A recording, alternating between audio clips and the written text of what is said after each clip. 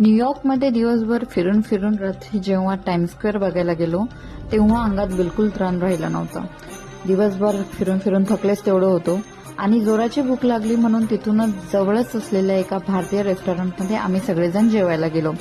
एरवी भारतीय रेस्टॉरंटमध्ये जातो तेव्हा तिथे वाजणाऱ्या हिंदी, तेलुगू, पंजाबी सॉंग्सने थोडा आपलेपणा वाटतो, बट या वेळेला मी जे बघितलं ते बघून माझ्या अंगातला सगळा थकवा एका सेकंदात पळून गेला आणि एक वेगळीच एनर्जी आल्याचा भास झाला.